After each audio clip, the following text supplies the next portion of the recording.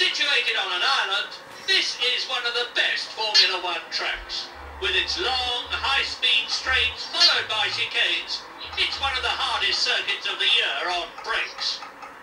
Thank you, Murray, and welcome to round 6, the 1999 Canadian Grand Prix. So, just going to jump straight into qualifying here.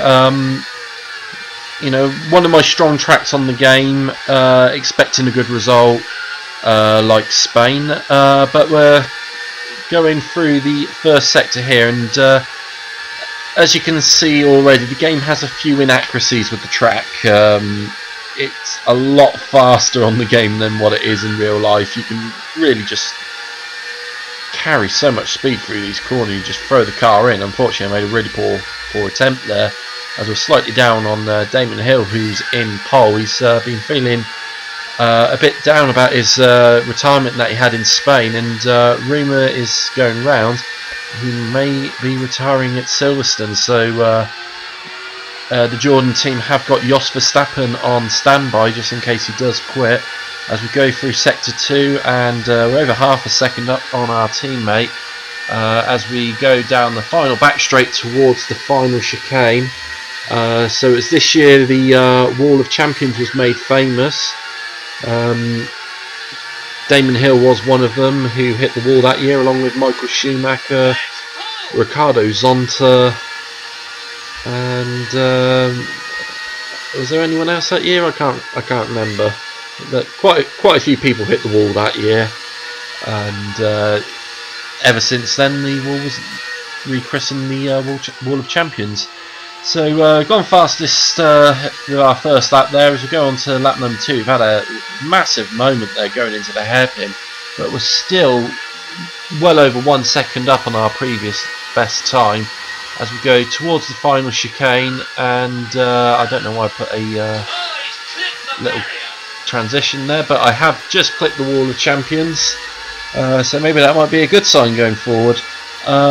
But we've improved our pole time by over a second, so there's still more time to be had, as long as I don't hit the wall, as we go on to what will be our final lap of qualifying here. So just gone past one of the Ferraris, nice and tight in the chicane. This is a great lap that we're on so far. Going to keep improving our lap time. We're over 4 tenths up, and we haven't quite got to the final chicane, where we lost quite a bit of time on our previous lap. So will we be able to get into the 1 minute 10s on this one? That would be an incredible achievement. We go past the Minardi, a slight little lock up on the rear wheels there, but we do get the car stopped, and we go over the grids, and we'll get into the 110s. Not quite, but it's still on pole, and we'll go over to Murray Walker and the grid.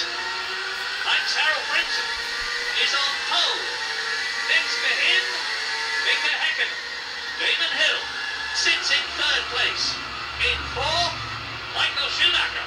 Ralph Schumacher takes 5th. Baby Coulthard takes 6th place. Rubens Barrichello takes 7th. In 8th, Johnny Herbert. Eddie Irvine is 9th. 10th place for Alessandro Zanardi. 11th is Jarno Trulli. Giancarlo Fisichella sits in 12th place. Jack Villeneuve is in 13th place. 14th place is Alexander Wurz. Pedro Diniz starts in 15th. Ricardo Zonta will start 16th. 17th for Jean Alesi. Olivier Panis, 18th. Luca Badoer starting 19th. Teranosuke Takagi starts 20th. 21st is going to be Pedro de la Rosa, and starting right at the back will be Marc Genet. So another strong qualifying for the Jordan team, and as you saw there on the as we did the run through the grid, on pole by several seconds again. This will be the furthest ahead I'm expecting to be over anyone on the grid, so the AI will be a lot closer in future qualifying sessions, as they're just so poor on this track compared to others. As we're pulling into our pole position slot here, we're going to go over to Murray Walker and the red lights. 1, 2, 3,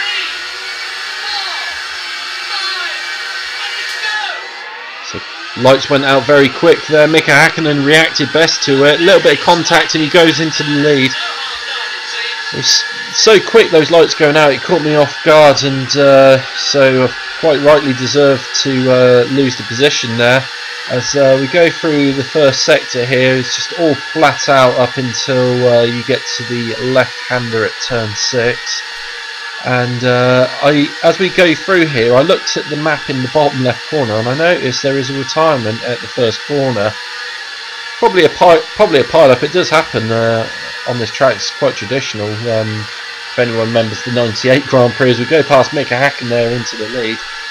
Go back to the '98 Grand Prix. You had Alexander Wurz doing quite a few barrel rolls in the gravel trap at the first turn, and they had to restart the race. So we've got in front of Mika Hakkinen going towards the hairpin, and I'm just expecting to pull away from here. Like I said, the AI are just so poor compared to myself. So, you know, barring bad luck or a crash or penalty or something, I think I'm going to win this race by an absolute mile. As we go to the end of lap 1, start of lap 2, we're going to get the top classification. So it's myself and Hakkinen, Michael Schumacher, Damon Hill, Coulthard and Ralf Schumacher. Barrichello, Herbert and Zanardi just flashed up on the screen there. And we'll go through the fast first sector through turn 5 where Olivier Panis broke his legs in '97 when he had that horrible crash. Go to the end of the first sector, and it's Eddie Irvine who has retired. He was the retirement in the first corners, and you know, I'm surprised. I don't know what happened, but I've got to take advantage of this now because I can really catch up with him. So much so that I'm pushing. We're catching up with the back markers after 8 laps, and I got a little bit too keen there and spun off into the tyres, but thankfully no harm done as we go to the end of the lap, and we're going to get past that Minardi onto the start of lap number 9, and they really put up a bit of a fight here. Just really don't want to lose my front wing here. I should be able to win this by an absolute mile, but I didn't help myself by giving him a little bit of a nudge there as we skip a couple of corners here and then just easily breeze past them. And pretty much that's what this race was. It was just passing back markers, just don't hit the wall like that. Yeah, that just looked stupid, and so did that. You know, just probably too keen to pass his back markers quickly, and there's no need for me. I'm an absolute mile ahead of second place as we go around the outside into turn 5, and you know, I just, you know, if I can get these 10 points, this championship is going to be wide open again. As we go on to lap number 11, and we've got Pedro de Nitz in the BAR in front of us, and this was to be the biggest moment of the race as I go to pass him. So around the back of the circuit, trying to sneak up his inside, and he's turned into us there, and as you can see, we've got sparks coming out the back. He's damaged our front suspension, and the car is just really undrivable at the moment. But it's too early to make a pit stop, so I'm going to have to cope with this for a while. You know, and the car just always wants to turn left, so I have to keep pressing right just to keep the car going in a straight line. But the good news is I don't have to press anything to turn left. But as we go on to lap 14, I just try and zoom in here just to show the suspension damage, but that doesn't really work. But as I go out of it, we can see Ralf Schumacher is our second retirement of the race, so that's a bit of a shame really. He's been driving really well all year. Go on to lap 24, and I think I'm in a position where I can just fuel the car up to the end and get that front wheel fixed. So it'll cost me just over 10 seconds of time in the pit lane, but we're a mile ahead. We're going to win this one with ease, as long as nothing bad happens. And there you are, leaving the pits. Now our pace in this race was just so ridiculously strong. we go to lap 35 here, and that's Mika Hakkinen, and we're lapping the leaders. That's how strong our pace is. He fights back a bit here, but we've got the inside line going into the hairpin. A little bit of contact there, but no harm done. And just skip it forward another lap. That's Michael Schumacher, who was in second place. And we just get the run out the hairpin, and we're just going to pass him with ease. And we've lapped the entire field after 36 laps. You know, that's just incredible. As we go on to lap 37, in fact actually Michael Schumacher wasn't in second, it was David Coulthard. Michael Schumacher was in third, DC was in second. So we've lapped DC, now we have lapped the entire field. And just to get confirmation of it, we go on to lap 39, and we will get the timing classification come up in a few seconds, but I overdo the first corner and take that Sauber out. There we go, there's the timing screen coming up, and -1, -1, -1, -1. Just absolutely incredible. Just lapped the entire field after half the race. So I try and make it a bit of a target. Can I lap everyone twice? So just skip it forward to the last lap, lap 69, and I almost do.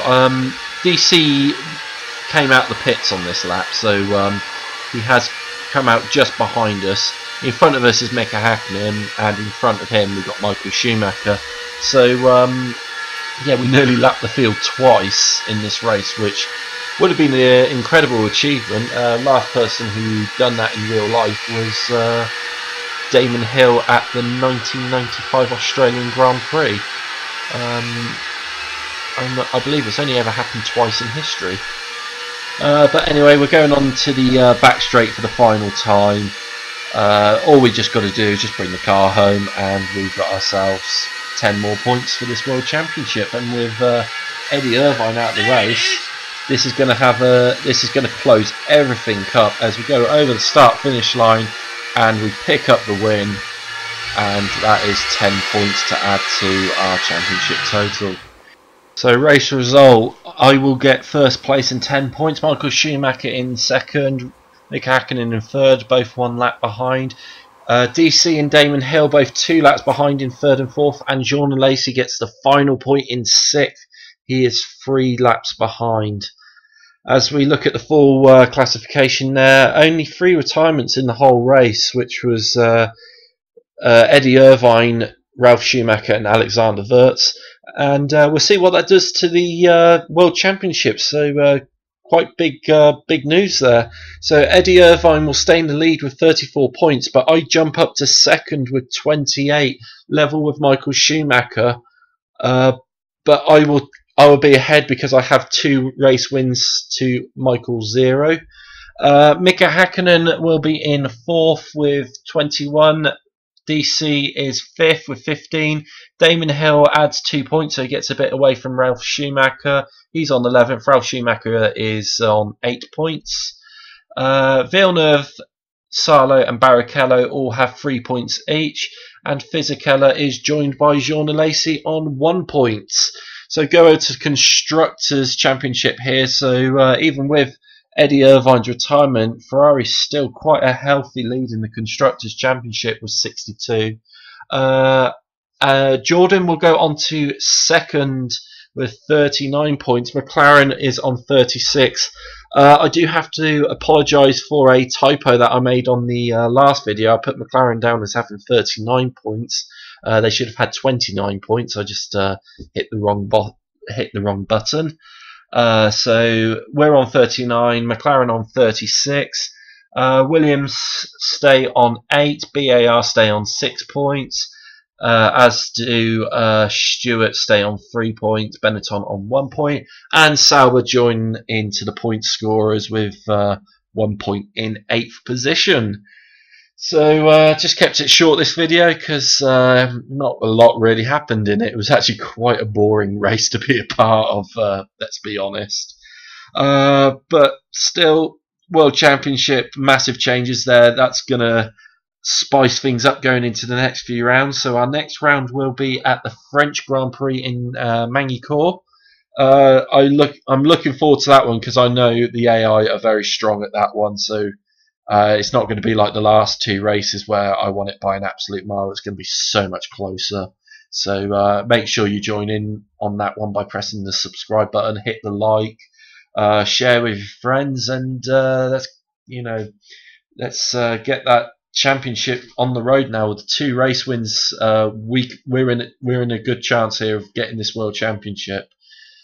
But for now, that will be all, and I'll see you all next time.